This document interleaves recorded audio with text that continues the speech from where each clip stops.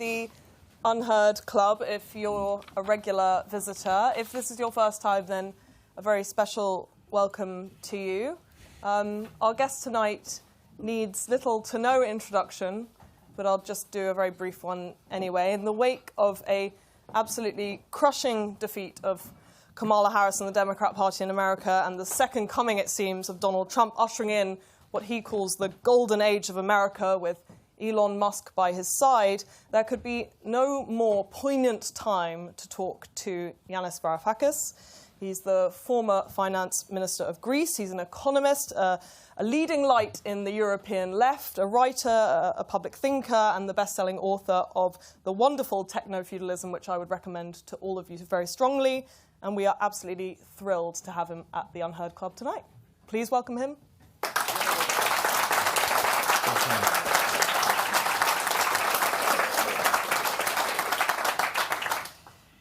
We've spoken just briefly before this, Yanis, and you said that I had carte blanche to ask you about literally anything. So I'm going to ask you the really obvious questions, because that's probably what people want to hear. A week ago, or thereabouts, Trump won a broad coalition of voters across America. What's your explanation of this crushing defeat for the Democrats and this victory for the Trumpism in the US? Occam's razor. Let's cut to the simplest explanation. 60% of Americans live paycheck to paycheck. That is a damning fact. Paycheck to paycheck. That is, if they fall ill and they are not insured, they are bankrupt. Donald Trump, rightly or wrongly, whatever you may think about it, or him, goes around the country and talks about American carnage, the way in which America has failed Americans, and Americans have to rise up again to make the country and their own lives, well, he says, great again or better. And then you have Joe Biden's administration, with Kamala Harris as part of that, pointing the finger at Americans and saying, you should be rejoicing because we have the best economy ever. And how dare you not rejoice, and how dare you complain and whinge and moan? So, the Democrats abandoned the majority of the Americans. The majority of the Americans abandoned the Democratic Party. It's a no-brainer, as the Americans would say. Mm-hmm. What's your explanation then for the other side? The success of Donald Trump is clear in that story you're telling. But why did the Democrats, as you say, abandon American people, the American worker, the people who, if you were an outsider to American politics, you might think the Democrats would be best placed to represent? It's not just the Democratic Party that abandoned them. It's also the established part, the core, of what used to be the Reagan-Bush Republican Party. In a sense, the Democratic Party, whether we're talking about Clinton or Obama, and whether we're talking about Bush or Reagan, Bush Sr. or Jr., there were very few substantive differences between them. And this establishment, Democratic/Republican, has been presided over a remarkable transformation of American society from the 1970s onwards. If you think about it, the golden age of American capitalism was like here, of course, too, the 50s and the 60s. But from the perspective of the United States was a surplus country. It exited the war as the only surplus nation, the only creditor nation. And it built a worldwide, at least within the West, financial system, remember Bretton Woods, which was essentially a recycling mechanism, a mechanism that recycled American surpluses. So the great worry that New Dealers in power in 1944, 1945 had was, okay, when the war is over and the factories that were producing very efficiently at neck-breaking speed, lots of armaments and aircraft carriers and bombs and so on, even if we convert them, they thought, to producing refrigerators and cars and consumer goods, there won't be enough demand in America for this huge quantity of output that American very efficient factories, due to the war economy, could produce. So what they did was they dollarized Europe. They sent dollars to Europe. through the Marshall Aid Plan, through loans, and so on, and Japan. But as long as they had a surplus, with every car or Westinghouse fridge or Boeing jet that they sold to Europe and to Japan, a wad of dollars will go back, it would be repatriated. So that was a golden age. It was a surplus country, industrialized, a bit like China is today, with net exports, right, and surpluses. Now, by the end of the 60s, that was done, it was finished, and it was a deficit country. And what happens after Richard Nixon, on the 15th of August 1971, blew up Bretton Woods, was we had a reverse or inverse version of the recycling mechanism. The American trade deficit became a huge vacuum cleaner, which was sucking into the territory of the United States the net exports of Germany, of France, of Japan, and later of China. And how were the Americans paying for it? With IOUs called dollars. They were printing dollars and they were paying them. And how did that not affect the value of the dollar? Why did this not bring about a financial crisis? Because if you're a German Mercedes-Benz, right, or Siemens, or you're a Nissan in Japan, you make all these dollars from selling to the Americans exploiting their trade deficit. You get these dollars, what do you do with them? Once the fixed exchange rates were finished by Nixon, the central bank of Japan, of Germany, which was accumulating these lakes of dollars, they didn't want to buy their own currency to convert the dollars into Deutschmark, because if they did, then the demand for the Deutschmark would go up, the price of the Deutschmark would go up, the exchange rate, and that would penalize the German, the Japanese, and so on, exporters. So what they did was, the central banks sent the money to New York, where it was invested, the dollars of the German capitalists, of the Japanese capitalists, and so on, later the Chinese capitalists. These were invested in American debt. So look at this amazing recycling mechanism. So you have a country that has a capacity to have an increasing, burgeoning trade deficit, which becomes the central bank money of the rest of the world, which then finances the American government and the rentiers, because a lot of that money went into buying real estate in Miami, in California, and so on. At that point, America becomes more expensive, asset price inflation, and then American industrialists, like Apple, for instance, much later on, they say, well, why don't we ship our manufacturing over to places where we can produce more cheaply and become totally rentiers, because Apple is a rentier in the United States. Apple doesn't produce anything in the United States. It produces iPhones in Shenzhen, now in India, and so on. It receives rents for its IP. In the middle of this, of course, you have the deindustrialization of the heartlands of the United States. And who's presiding over this? The Democrats and the establishment of the Republicans. And then you have, on the back of the tsunami of money that floods from the rest of the world to New York, you have the Wall Street bankers building up all these exorbitant bets, the derivatives and so on. And that crashes in 2008.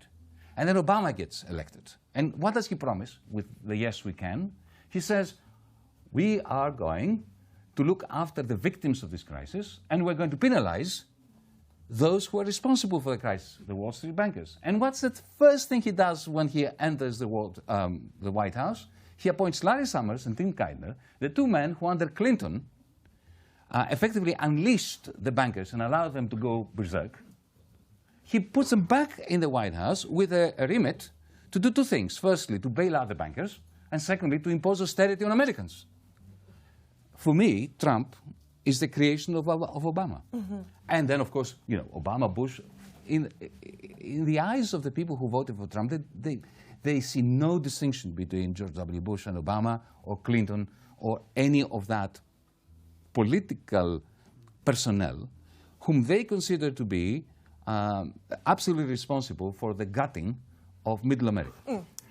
The story you've just told us, though, it's a good thing that... it was a long story. It's good. Well, it's good. It's the whole history of the Western economies, which is amazingly pithy, actually. But that story, it seems a good thing that Trump's campaign is over, because it could have been clipped and shared on Truth Social as a kind of advertisement for why Trump now demands tariffs, reshoring of manufacturing, Many of the things that he has promised during this campaign are exactly the kind of remedies to return to that golden era of the industrialized America.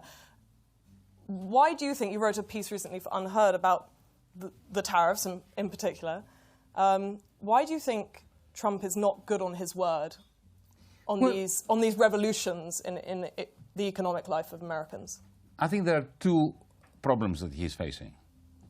The first one is, I just don't believe that tariffs will reverse the tide of deindustrialization. Even if he puts the tariffs up to 300% for Chinese electric vehicles and so on and so on. I find it very difficult to see how that is going to convert all this wealth that has become essentially invested or crystallized in real estate or in the stock exchange, how that could spearhead another industrial revolution in the United States. Targeted green investments would have worked, but that's not what he's proposing. He's proposing tariffs. Tariffs would simply increase the price of electric vehicles in the United States, so the dispossessed will now have to face higher prices. I do not believe that this is a developmental plan for the United States. That's just the first problem he has. But let's say I'm wrong. Let's say that it works. Okay? If it works, what does he promise? He's promising effectively to balance the trade books, to eliminate the trade deficit of the United States and the trade surplus that Germany has, or primarily China, vis-a-vis the United States. Suppose he does that. Then that surplus recycling or deficit recycling mechanism that I described before dies. That will be the end of the real estate sector in the United States. I mean, you will have a serious diminution of real estate prices across the United States, because real estate prices in New York, in California, in Miami are kept high and increasing because of this tsunami of capital that German industrialists, Chinese industrialists, even today as we speak, Japanese industrialists are pouring into the real estate sector. So it's a double-edged sword for him. Because if he fulfills his promise to end the trade deficit of the United States, then he is wrecking the prospects of the real estate sector of his own clan, because he is part and parcel of the real estate sector. And the financiers. Do you think the New York Stock Exchange is going to be anything other than wrecked by the end of this flood of money into it from the rest of the world? I don't think that. So in a sense, he's making promises that either he cannot fulfill, or which if he fulfills, he's going to be essentially skewed or, taken to the cleaners by his own favorite bosom mates. So the financiers and the realtors. He's risking the wrath of his most capitalist friends. Yeah, that's by suggesting. Look, he has a choice: either to betray the people, or to betray his own clan. Guess what he will do? So I don't know. Looking forward, then, it's not just the economy. There are other, of course, major issues that people voted for Trump on. One of the perhaps more interesting, more philosophical ones is that of a kind of anti-interventionist posture. Yes. That he seems to have taken, which feels, an unusual or surprising position taken by someone who positions himself as such a strongman leader. But he seems to fit more in the tradition of realist John Mearsheimer, who was here a few weeks ago, multilateralist Jeffrey Sachs even, maybe less so. Sachs is more decent and smarter. Well, I mean, And I'll tell you what I think the difference is between Mearsheimer and Sachs, if you want. Yeah, well, I would love to hear it. But both kind of people who are much maligned for their views. You should also mention Henry Kissinger. And Kissinger, of course. Yeah. But is Trump the anti-war candidate? No, he's not the anti-war candidate. He's eclectically in favor of war. He doesn't want war everywhere, unlike the Democrats and the neocons. The neocons, they've never seen a war they didn't like. Well, that would make him, I guess, the more he's not like that. War agnostic. No, he's not war agnostic. He's eclectic. What I mean is this. Along the lines also of Mearsheimer and Kissinger, Trump is going to be belligerent vis-à-vis China. And that is a great and clear and present danger for humanity if there is a war between the United States and China, right? But if you look at all these people that you just mentioned, the realist school of foreign and defense policy in the United States, their disagreement with Clinton, with Obama, with the Bushes, is that, take Kissinger, for instance, right? If he was alive, if his spirit was here, his ghost, he would say to us, you know, I struggled all my life to break up the alliance between Russia and China, and, you know, NATO is pushing Russia into the arms of China when China is our enemy. That's what Trump thinks. Trump thinks that both the war in Ukraine and the massacres, because it's not a war, the massacres, the genocide, allow me to say, in Palestine, they're a distraction for the United States. It depletes the capacity of the United States to persecute a Cold War and maybe a hot war against China. So he's not a pacifist or even agnostic. He just thinks that this is the wrong war to be fighting. Remember, Obama was against the invasion of Iraq, but he was in favor of Afghanistan. So he was wrong on both counts. He was wrong on the Afghanistan count. But you know, it is possible to have an American foreign policy thinker who says, you know, this is not the right war because we want to persecute that war. That doesn't make you agnostic on war. There's been much hand-wringing amongst the Democrats, of course, in the 7 days since the election. Many have blamed... Hand-wringing? They're at each other's throats. They are. Their hands are on some throat, and they're squeezing. Wringing the throat. Many have blamed Arab Americans for turning the tide against Kamala Harris because of the... Or African Americans. Or African Americans. Or there is, Asian of course, Americans. the blame game begins. But I want to ask specifically about that choice of Arab Americans because of the case of Gaza being a big question looming over the election, and one that seemed to push many Americans into either a protest vote or no vote at all, or potentially even a vote for Trump over Harris because of her lack of distinction from Biden on the question of Palestine. How much do you think that factored into that result? Well, look, if you look at the breakdown of the vote, it is clear that there's not one single group which is responsible for the Democrats' complete annihilation. They lost everywhere. They lost even in upper state New York, right? It's not great. It's not great. They lost in Connecticut. They lost in Boston. Even at Harvard University, there was a 6% drop in the votes of the Democrats at Harvard University. Right?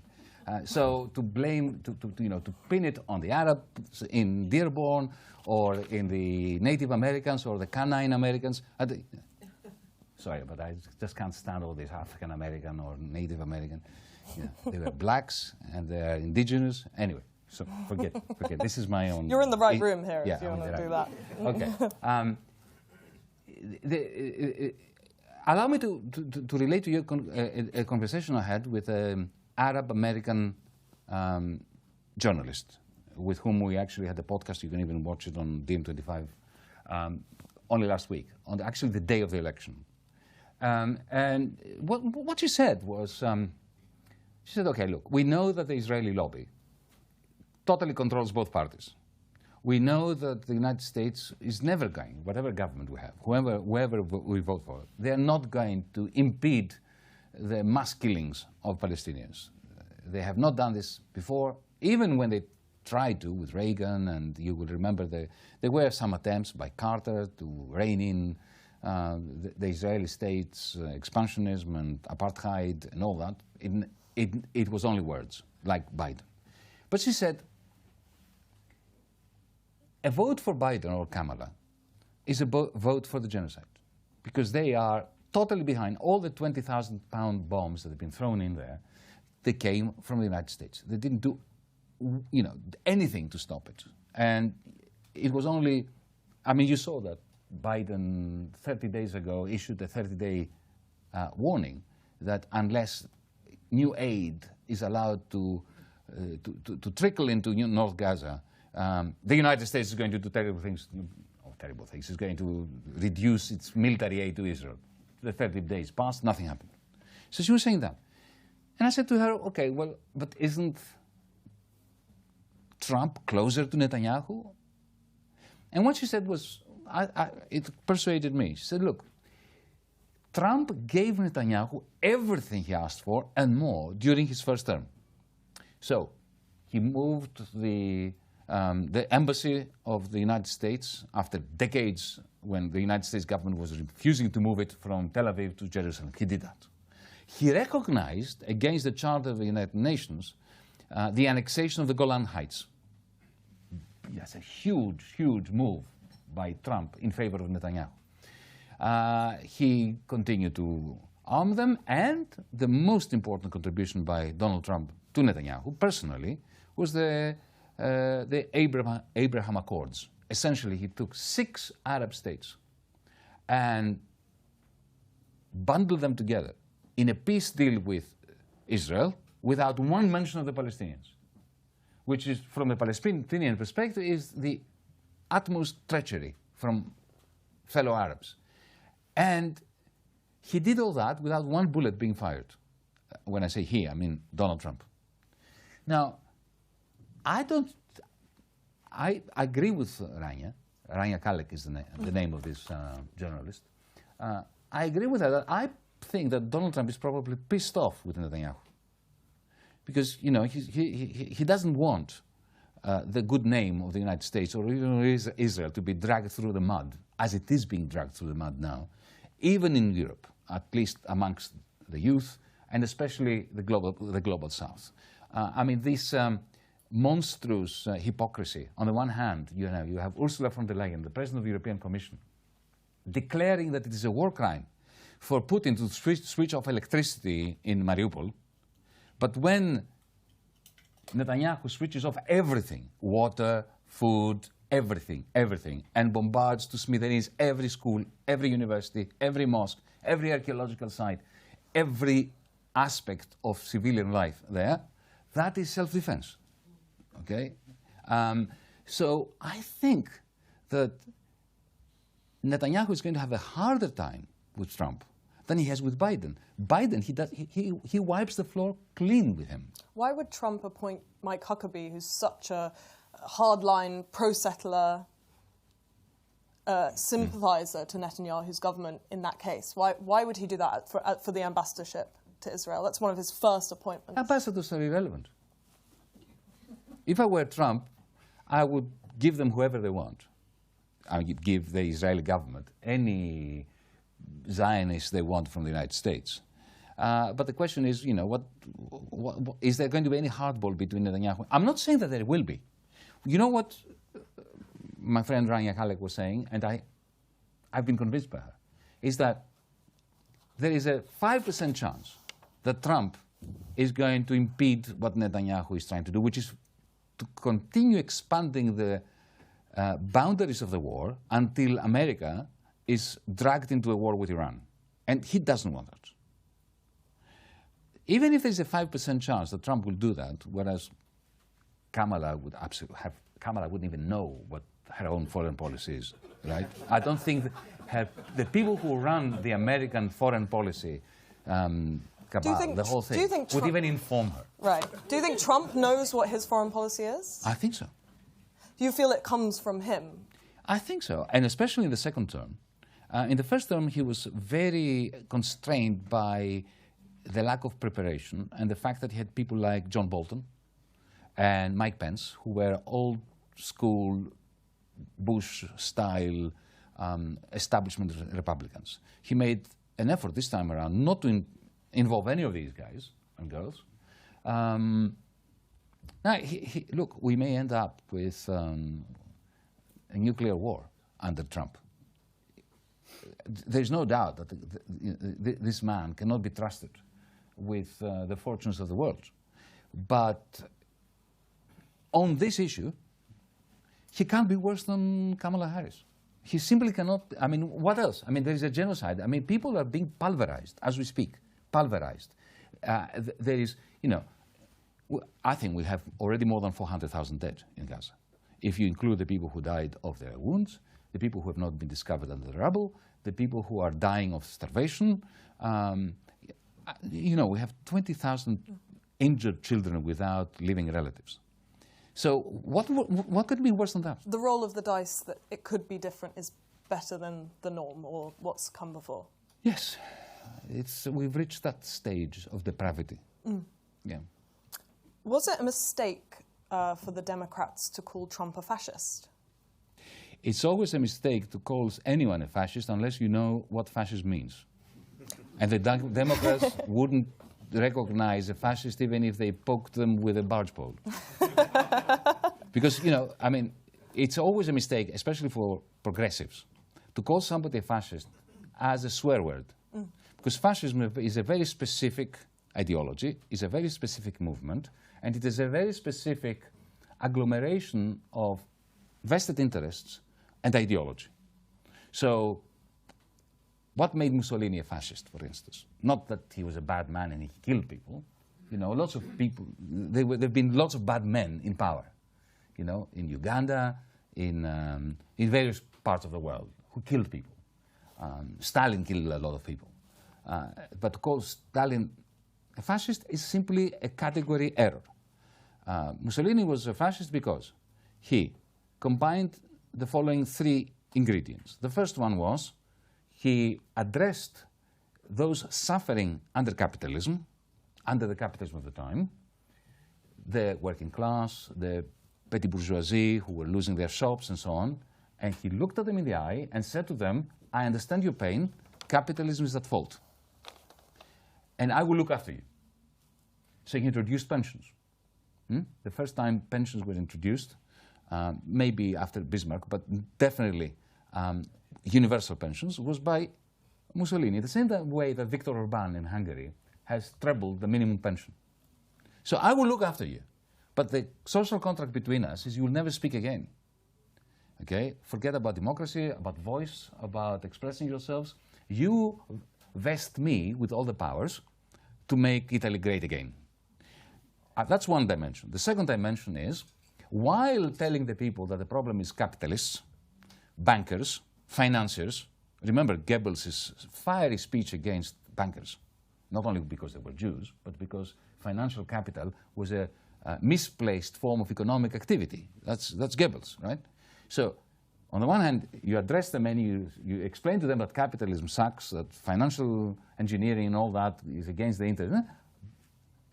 But at the same time, you have a line of communication with heavy industry, with the captains of industry, and you say to them, once I'm in power, we'll sort it out amongst ourselves. So you will have to pay higher wages, but, you know, you run your cartel, and I will enable you to run the cartel. And the third, of course, dimension is all that is brought together, the capitalists, and in a kind of corporatist way, we are all parts of the same nation that needs to expand to achieve vital space, which means imperialism. So we take Ethiopia, we take Poland, we take, you know. So these are essential aspects, these three dimensions, for somebody to be a fascist. Now, do we want to think of Trump? Trump has some of these dimensions, but he doesn't have all of them. So that's why I wouldn't call him a fascist. I think maybe what they were trying to do... I would call him a poor excuse for human nature. Oh, I mean, it's good to know what you think about him. I suppose what they were trying to do, though, was to match Trump in his ability to kind of reach into the back of people's minds and stir something, which the Democrats seem to find that's a demagogue. Difficult. That's a demagogue. Demagogues do that. Populists do that. But that's not the same thing as fascists. No, of course not. But is there...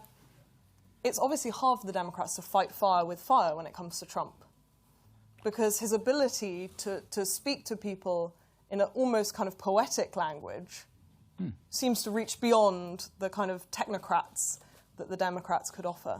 It didn't used to be that way. Roosevelt, FDR, was brilliant as a patrician, as a upper class person.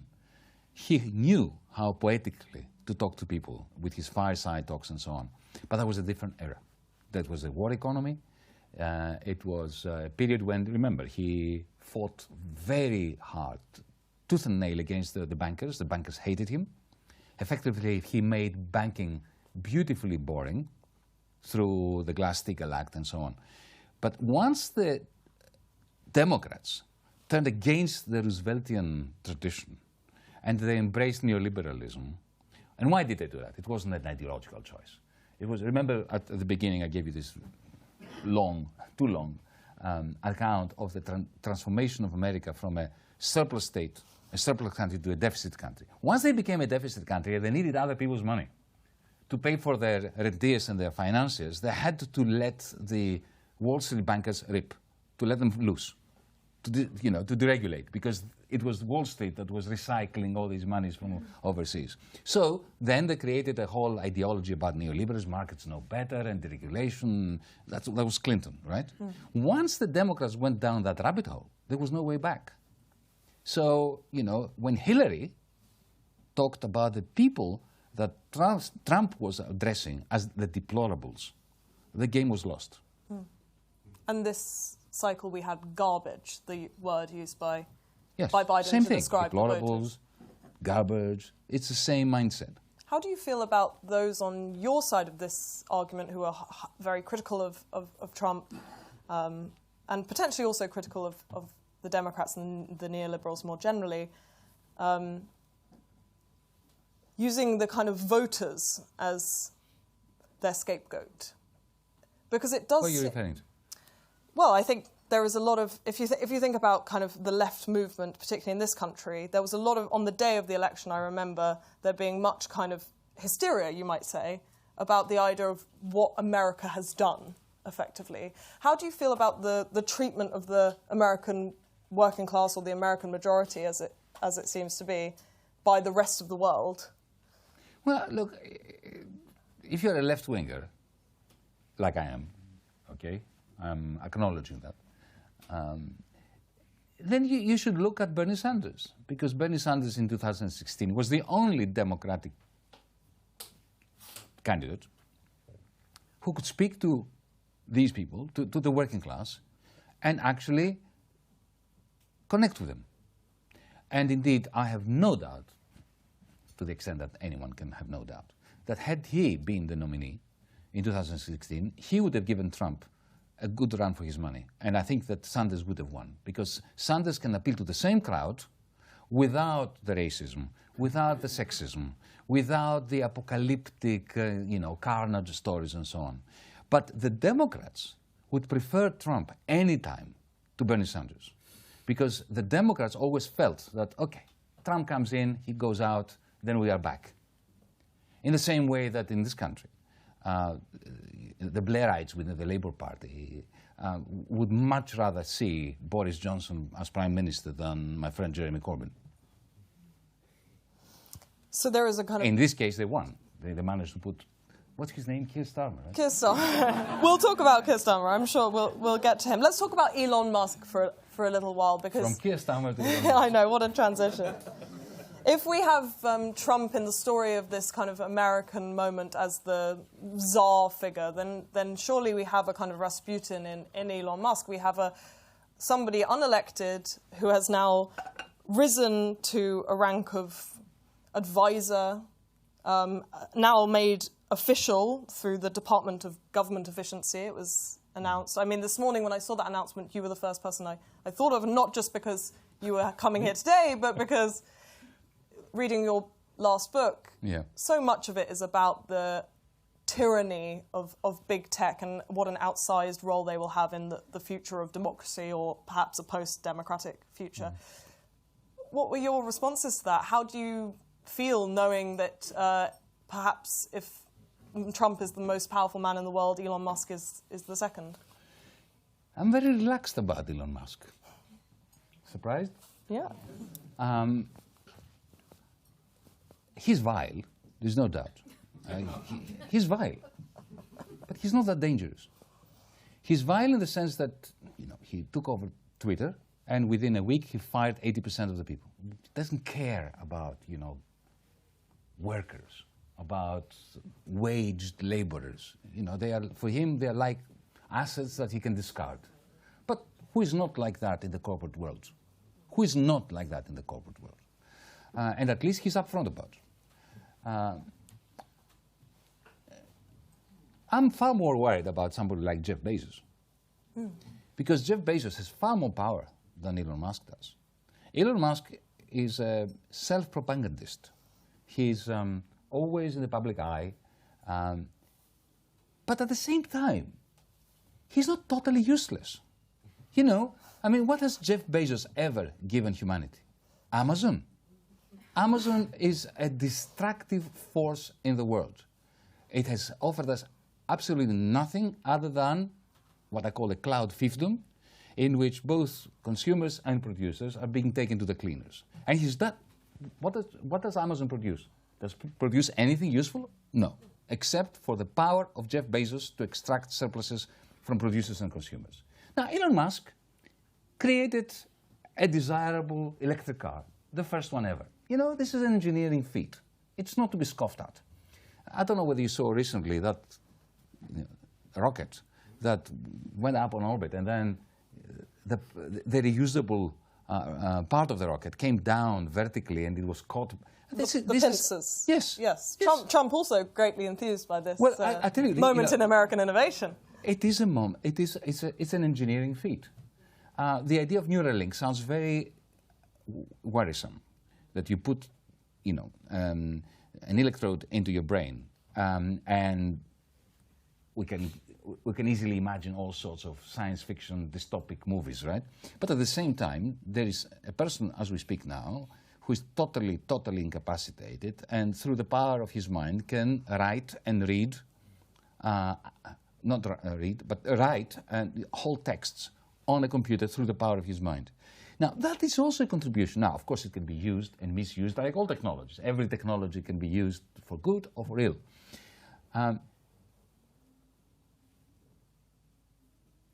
Even the fact that he purchased X, or Twitter. Twitter is a small player.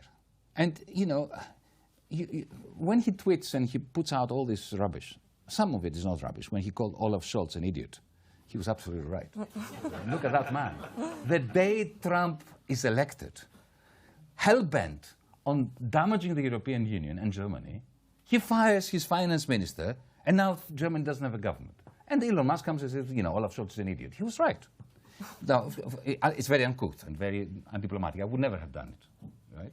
I'm simply using Elon Musk in order to repeat what he said. So I'm a hypocrite.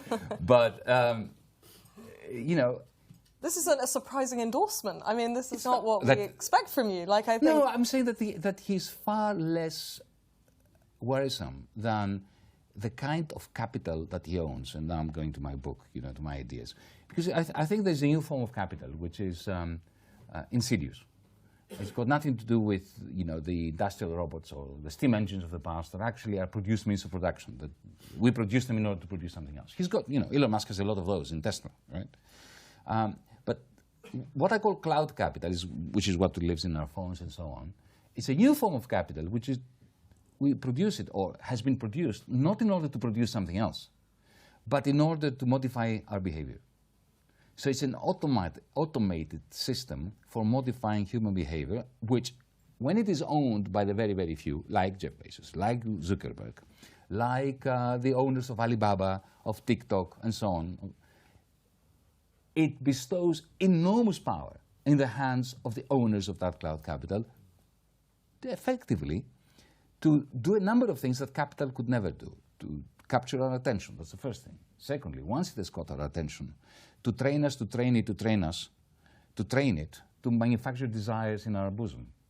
And then to satisfy these desires by selling the object of our desire directly to us, bypassing all markets and effectively destroying markets, which is, this is why I'm saying that we don't even live under capitalism with this country. Now, Elon Musk has a little bit of that, in the sense that he owns X. And he wants to connect it with Starlink. He wants to create an everything app. But I tell you, they are not going to allow him to do it, even if he is a great advisor of Donald Trump. And you know who are his comeuppance? Wall Street bankers. Because they will not share with any application of big tech, of Silicon Valley, of the West Coast, their financial rents. So that's why I'm, you know. But is there not an argument to say that X, as a kind of new town square, was able to artificially boost through the algorithm, figures like Donald Trump, who when they were off X or Twitter, seemed to almost fade into total obscurity. I don't think so. I'm not sure that Donald Trump would have won the election if he wasn't on Twitter. Oh, I have no doubt he would have. I don't think that Twitter is that important. The young don't. It's only us. I mean, you're much younger than me. It's only old people like me that are on Twitter, and people who who are in the know. The vast majority out there never use Twitter. Never use Twitter. So you don't think that really the idea of Musk's role as an advisor to Trump and his role at the top of Twitter is a worrying combination? It is a worrying combination, but I've seen much worse in my life. Do you remember Bill Clinton? Not personally. Yeah. Well, I do, and I have to say I was so impressed because I met him for a few seconds once, and then I met him again 10 years later, and he could remember my name, which just goes to show how dangerous this man was. Right? You were also quite famous, Yanis. I don't know if you know this, but... but when he first met me, anyway, maybe. But look, Bill Clinton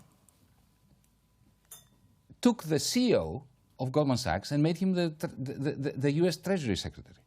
So it's like taking the chief mafioso and making him chief justice in your Supreme Court. So compared to that, by the way, Trump did the same. He took the next CEO of Goldman Sachs in 2016 and made him Treasury Secretary. So, this is standard. But this to me is far more worrying. When you take the CEO of the most insidious pseudo-investment bank in the world, the great squid that is latching on to humanity's face, sucking the living daylights out of humanity. You take the CEO of that pseudo-bank and turn them into the finance minister of the greatest power on earth. That worries me more than what is he going to be doing now, Elon Musk? I think that he's going to be a joke, by the way. He's going to be coming up with suggestions about cutting down whole departments. Anyway, he will not be able to cut it down himself. This will be advice that will be giving Donald Trump, because he's not a minister, right? He's not a secretary of state in anything. No, but it seems that Trump is willing to listen. Yeah, well, so what? I mean, if he wanted, what is he going to cut out the whole of the Environmental Protection Agency? Okay, let them do it. Let them do it. But if he's going to cut down the whole of the EPA, it's not because Musk has told him to. I think that who is going to go to the Treasury is far more significant. What he's going to do with trade is far more significant than any role that Elon Musk. So I don't think we should be sucked into the appearances and the self-marketing by Elon Musk. Elon Musk is fantastic at presenting, his shares are going through the roof only because we talk about him now. I don't think we should play his game. I'm not sure we're boosting the shares that much, to be honest, but it's nice to think that we are. All of us are participating in this. I'll just ask one more question before we take a break, and then we'll have some questions from the audience, because I'm sure there's plenty in the room. On the week that Trump is due to be inaugurated... You mean in January? There will be a run-up to the German election, of course, which has now been announced. That will be in its final days. What do you expect to happen there? It really makes no difference who wins. Germany is kaput, finished. Finished. The German industrial, I say this with pain, the German industrial model has missed one industrial revolution. Why? Because in the last 15 years they invested nil. There's been no investment in Germany at all. German companies have invested outside of Germany, not in Germany. And the result is, remember these beautiful Olivetti electric typewriters of the 1970s? Those of you who are old enough to remember them, right? Well, when the PC came in, would it have helped if government gave Olivetti a subsidy for its electric typewriter? Or if more austerity was imposed upon the workers of Olivetti to reduce their wages, even if their wages went to zero? The Olivetti electric typewriter was dead in the water because of the PC. So the same thing applies to Volkswagen. to the whole of the because they have not developed vertical supply lines for building electric cars that work efficiently and which allow those companies to retain value-added profits. So they know that. They know that. So, BMW, Volkswagen are now investing in the United States and in China. They are hedging their bets. So Germany is being vacated of industrial capital. BASF, the great chemical conglomerate, is moving to Texas. All right? So that's what Donald Trump wants. And the tariffs he's going to impose will accelerate this. So it doesn't matter who wins in the German election, because not a single political party is talking about this technological recession. They are all talking about subsidies. How are they going to pay for the subsidies? It doesn't matter how they pay for the subsidies. The subsidies are not going to work. And how they are going to reduce wages and introduce cutbacks and more austerity. This, effectively, whoever wins, they are going to be deepening through their attempts to save a model that is dead in the water. It's a bit like Britain was in the 1970s, folks. Again, I suffered personally as a result of the decline of Britain, because I moved to this country in 1978 and I experienced the whole 10 years of gloom and doom, right? And I don't want to see the same thing happening in Germany, but it is going to happen. And politically, and I think that is also an important part of your question, that's why I think Elon Musk was right to call Olaf Scholz an idiot, because by having the election in January, in Germany, because of the electoral system, it will take quite a few months for any majority government to be formed. It won't be until, at the earliest, June. So Trump walks into the White House, he unleashes his trade war against the European Union, because for him, the European Union is a cartel that is an enemy of the United States. It doesn't matter whether he's right or wrong. This is his perspective. He would unleash a trade war, an economic war against Germany. He will do whatever he does with Ukraine, which will also impact Germany. And in the meantime, there will be no government in Germany. Now, how smart was that? I'm going to start with a question from our online audience to get us set up, and then once you've all brewed yours, we can go around with the microphone. Julian at the back will bring it round. So your online question comes on a piece of paper? Yes, we're more of an analog-digital combo kind of arrangement here. So who would Yanis have voted for if he were American? Jill Stein. No politician's answer, e.g. neither or a third party, Trump or Harris. Oh, no, it's like saying, do you want to die by fire or by drowning? I'm sorry, I'm not going to answer. Why can't I vote for a third party candidate? Oh, I don't know, it's not me saying, it's the no, evil I would defend my right to abstain. Mm-hmm. But Jill Stein Even would if they wanted to kill me, I would say no. Death is preferable to voting for either of them. What a jolly answer. Right, let's get some questions from inside there. It's a straightforward answer. You can't say that. OK, Julian's at the back, and we'll come down to the front for a first one, and then we'll mosey on back. Thank you. Good evening. Is it on? Yes. It's on, but it's only for recording purposes. Yes. Good evening. No, you're being amplified as well. Yeah, just in case. A quick one. In your opinion, has Xavier Millet done anything right, or you would do something differently if you were in charge of Argentina? Well, I have not been following him 24 hours a day, so maybe there was some strange act of kindness that he performed towards somebody I don't know. But everything he's done in government is a catastrophe for Argentina. In a sense, he's actually nuked his own country. In Greece, you may know that I was involved in the debacle of the 2009 to 2015 period. What they did, essentially, the Troika, is they created a whole set of institutions that was that employed bailiffs who came to Greece and essentially wrecked the place through liquidation of everything. You remember in 1929, Andrew Mellon, who was the US Treasury Secretary of President Herbert Hoover at the time, his suggestion of how America could deal with the collapse of 1929 was liquidate labor, liquidate agriculture, liquidate business. Everything must go. And of course the result was the Great Depression. Right?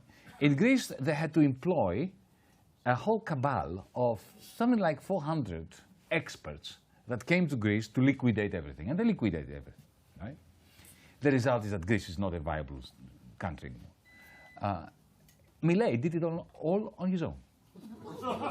He didn't need to be told what to do, to be threatened by the IMF, by the World Bank, by Wall Street.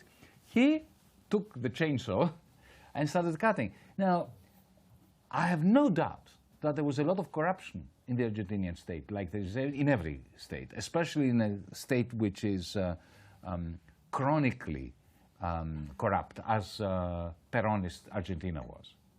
But to go in there and say, okay, we'll cut the budget by 50%, even if you cut things that were not necessary. Essentially, in an economy which is where the private sector is shrinking because of the recession, if you chop out of 50% of the public sector spending, what happens is the sum of private expenditure and public expenditure goes down even faster. And what is the sum of private and public expenditure? National income. So essentially you are creating a much deeper depression than normally. And at the same time, what you're doing is you are boosting absolute poverty from something like 8%, not relative poverty, but absolute poverty. People who cannot put enough calories into their body, from 8% to 25%, and relative poverty up to 65%. Essentially, this is a place where no one is ever going to invest unless they want to invest in extractive activities, like going in there and buying real estate, or speculating, or buying bad loans at 2% of face value and trying to sell it for 10%. That's not investment. That is the opposite, disinvestment. So, no, I'm not a fan. But what would you do instead? Look, the number one issue for countries like Argentina, which is not too dissimilar from Greece, is that if you have a public debt which cannot be repaid, and you are pretending that you are repaying it by borrowing from the IMF, from Wall Street, from the European Central Bank, from whoever, it's a bit like trying to, finding that you cannot repay your mortgage and getting a credit card from which to draw money at higher interest rate to repay your mortgage. That is the definition of madness. So the number one priority for Argentina always has been, on the one hand, how to restructure the debt, how to effectively overcome the various hedge funds and the American judges who are preventing even the majority of creditors of the Argentinian state who wanted to reduce the public debt of Argentina to get on with it. So it's a political problem. Without that, nothing else can work. Because if you have to keep borrowing in order to repay unpayable debts, that's it. It's a doom loop. So end that doom loop. Millet is not doing that. He's reducing incomes through slashing expenditures, slashing departments, increasing poverty. And he promises to creditors that they will get all their money back. This is impossible. It is not a question of whether it's the right thing to do. It's whether it can be done. It cannot be done. It's like trying to argue with gravity. You cannot argue with gravity. Gravity is what it is. And of course, the second thing is to disentangle the interests of the large landowners who are, even in the middle of the crisis, receiving huge quantities of rents from selling soya beans to China, let's say. But their money never comes to Argentina. It stays in Switzerland, it stays in New York. Again, this is a problem of how does a nation handle its productive resources and becomes sovereign in managing its inflows and outflows. Let's take another question. Thank you. Thanks, Julian. Hello. Hi. Hi, Yanni. Thank you very much for your talk. So I think you gave your assessment on why Trump won.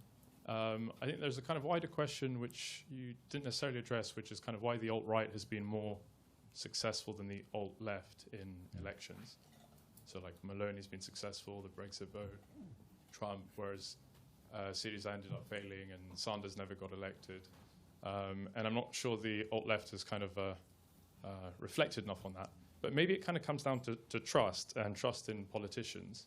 And you know, you're what I would say you're one of the more credible members of the far left community. And I agree with a lot of what you say, but even today, as an exercise, I was just listing down things whilst you were talking that kind of diminish trust and sound misleading. And I voted for you, my parents voted for you, so I'm sure you got thick skin enough to hear this. But for example, maybe you can respond.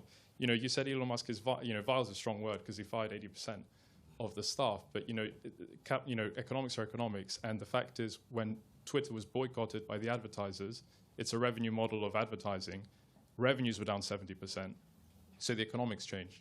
So you didn't address that. It's not as simple as saying he's vile because he fired 80% of Twitter when they were losing 300 million a quarter in cash. Then you said about Jeff Bezos being more dangerous because he controls Amazon. Well, Amazon is 8% owned by Jeff Bezos. It's a publicly listed company. I'm a shareholder. Lots of people, millions of people are shareholders. There's a board. Corporate governance is so good. We'll just pause you there so we can capture capture the question. No, just one more. That's probably the most important. Sorry. No, well, let's just stick to the first question, if that's your question. The question is more just about trust and these things being misleading. Just the most important point was you said 400,000 people were pulverized in Gaza. And I just looked, and the Palestinian Authority says it's 43,000. But hang on a second. Okay, here, so we thank our shareholder, but we'll stick with the first question because I think that's what's most interesting. Question. Yeah, it is many questions in one question. We will take it. I will answer all of them, but briefly. 42,000 have been killed according to the health authorities. According to the Lancet, 6 months ago, it was 200,000. Not simply killed by bombs the moment the bomb fell, but also those who died from their wounds in following days and weeks, as well as those who died of starvation and thirst, who are not counted amongst the ones who were killed instantly by bombs. That's point number one. Point number two, Jeff Bezos controls entirely AWS and Amazon.com, entirely. It doesn't matter how many shares he's got in his name. He has complete control over the board of directors. If you think you control as much as he does, good on you. Regarding Elon Musk and the economics that turned. The economics turned because of what Elon Musk did. I think you got to the direction of causality wrong. He goes in there, fires everyone, and whom did he fire? He fired the people who were actually doing all the moderation. And that's when he lost the advertisers. It's not the other way around. But even if that is the case, he's rich enough to keep people on, even if the economics turn sour in Twitter. The way in which he cut off his own offspring because of certain decisions that particular person made regarding,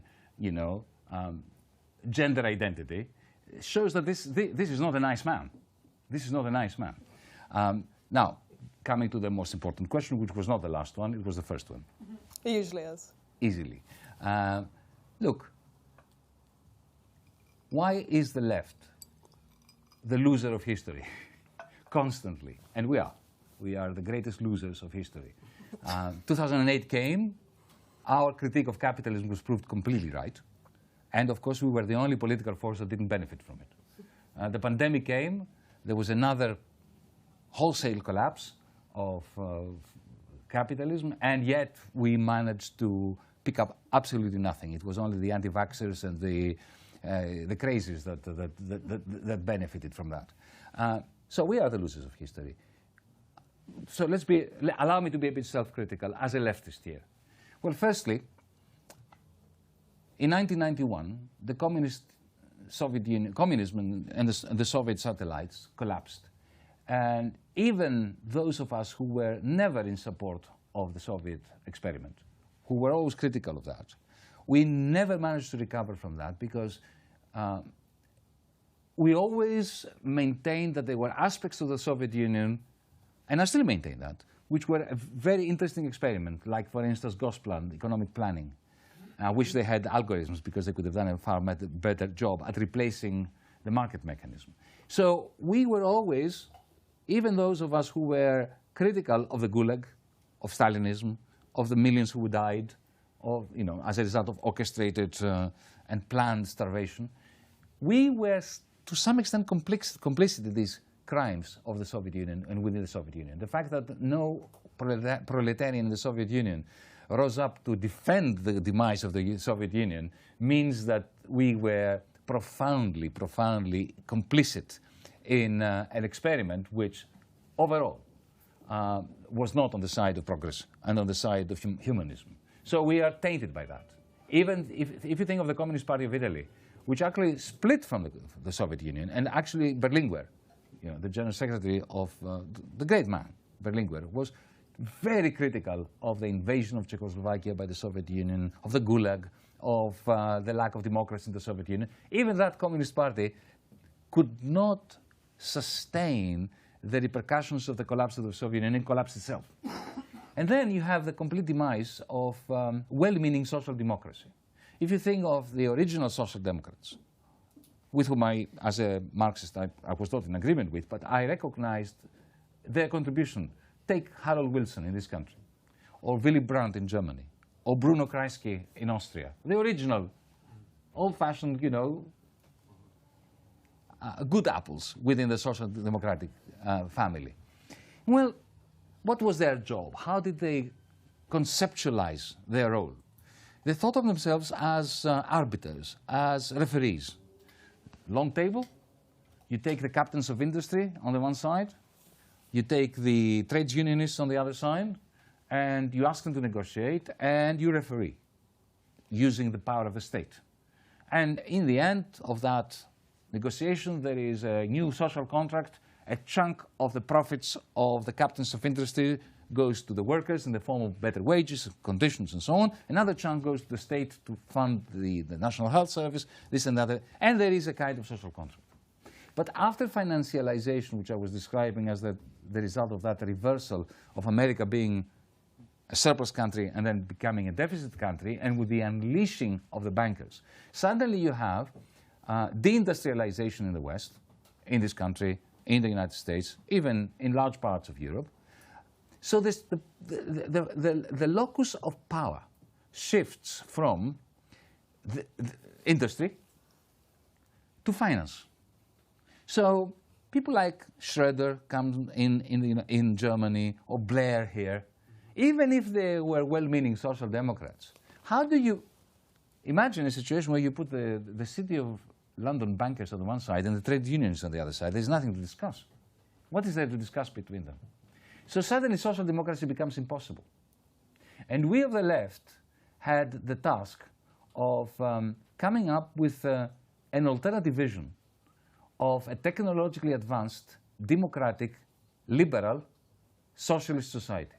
And we never managed to put together that. We were always resistant. We were always, demonstrating against something.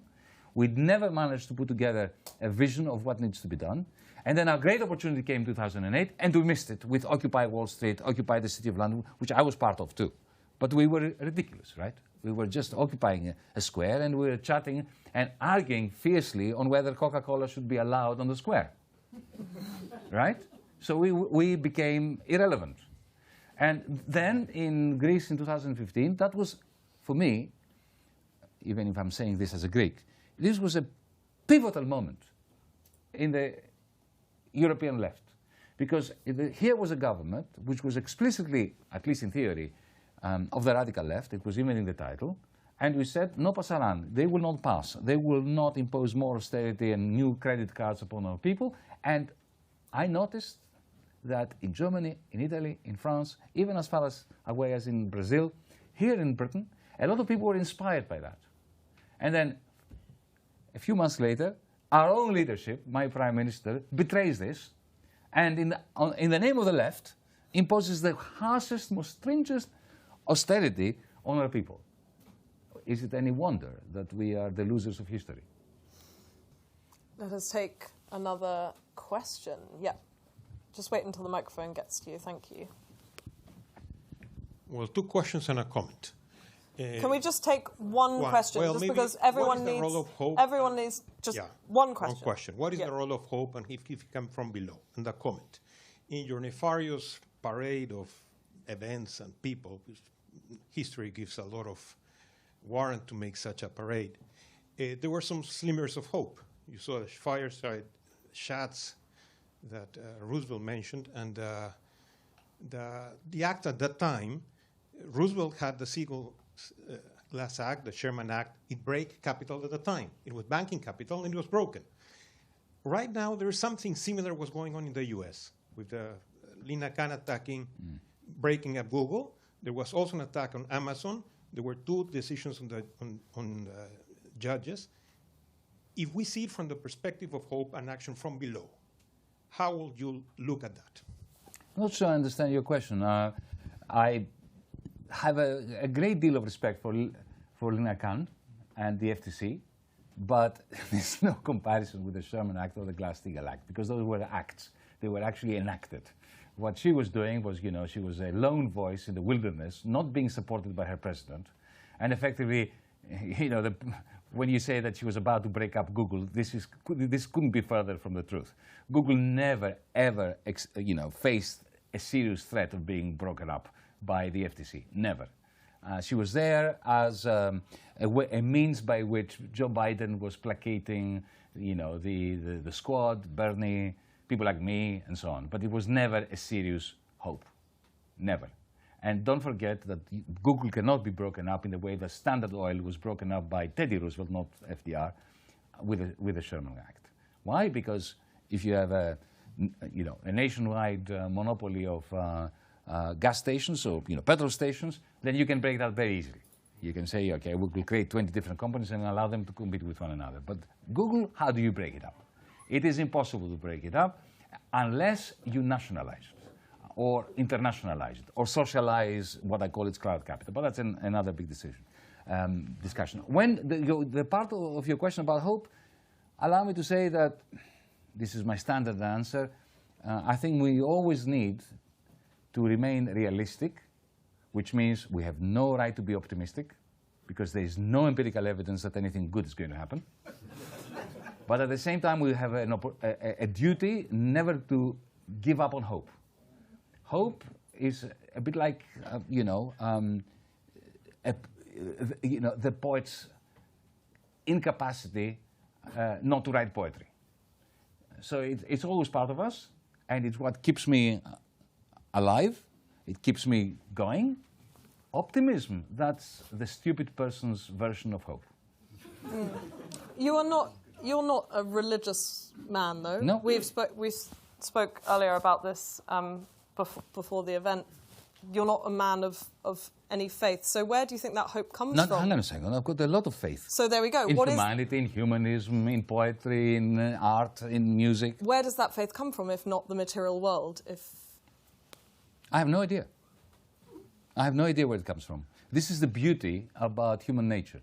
If you ask me to define the human being, the answer is that what makes us human is indefinable. In other words, Elon Musk can come with Neuralink and remove my arm and replace it with a robotic arm, remove everything.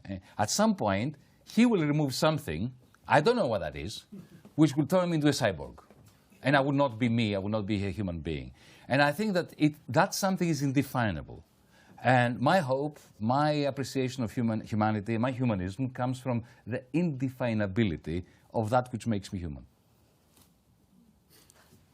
Let's take another question.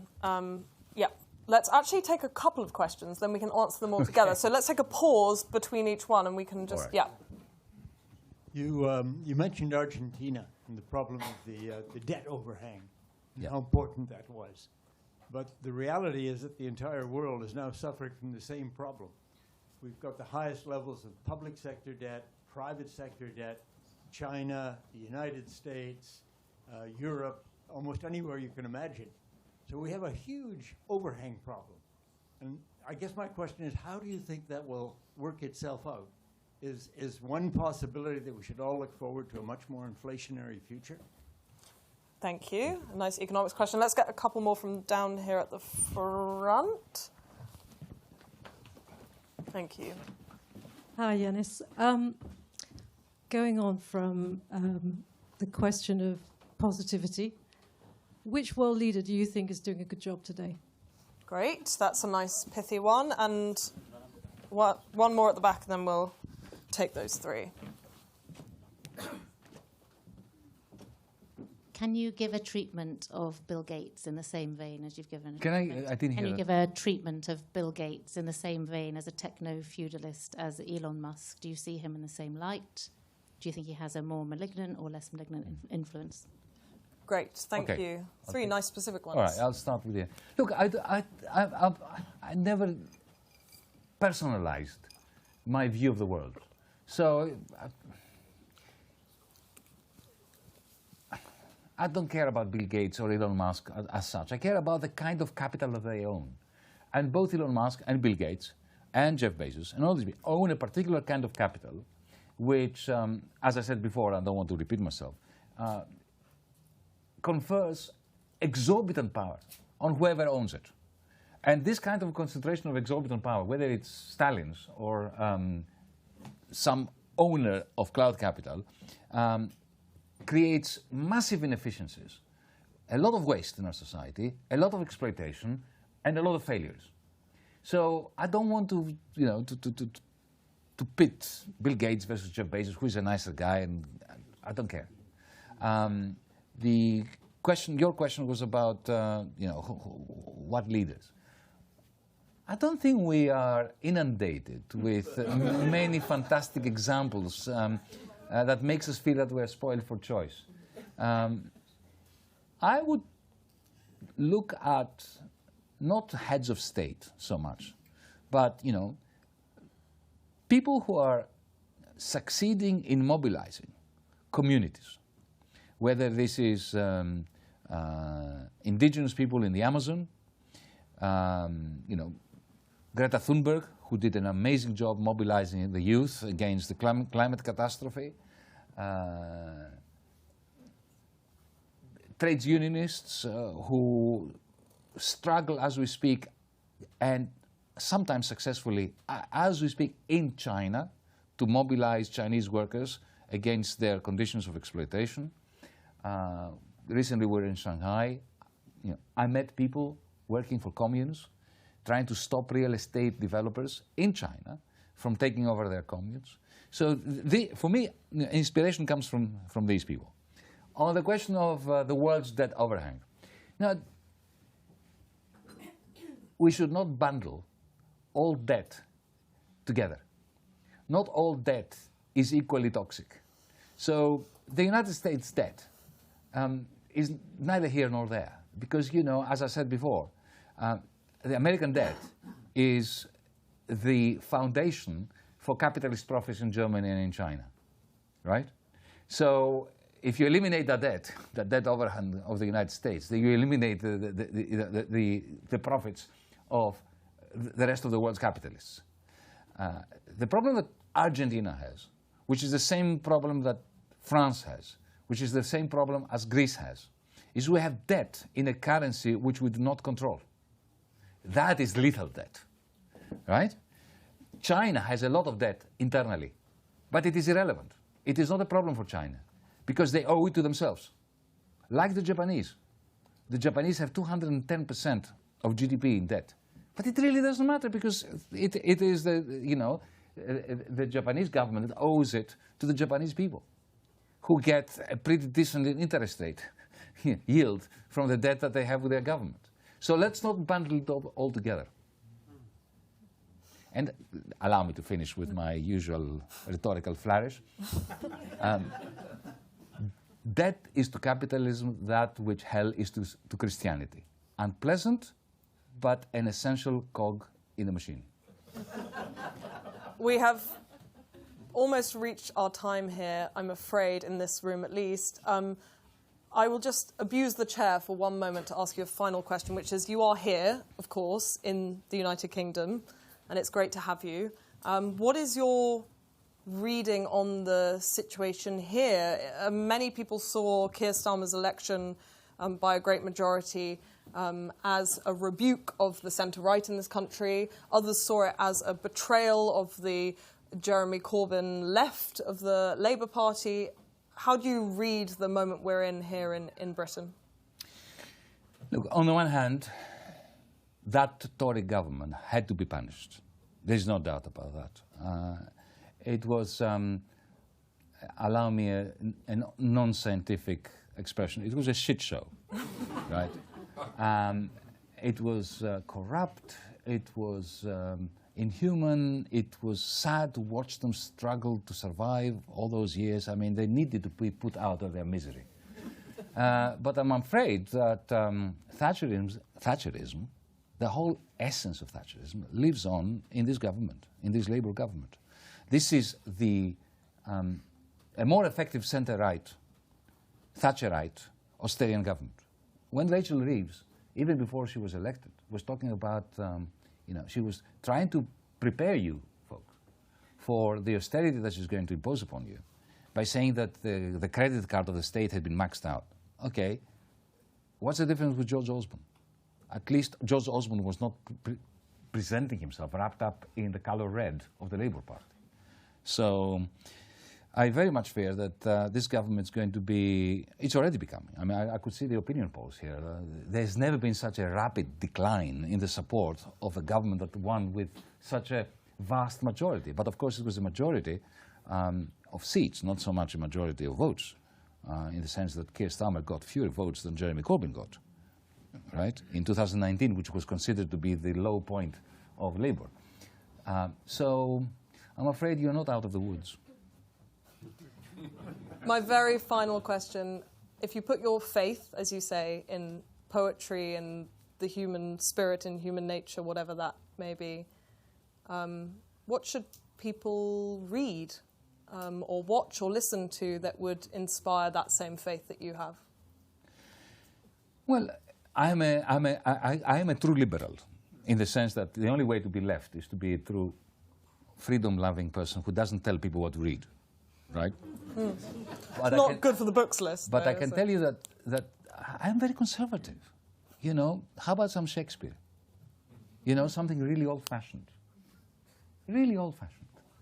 Because, you know, the older I get, the more joy I get from reading old texts. Because I discover new stuff about me today from the old text than I discover when I read new stuff.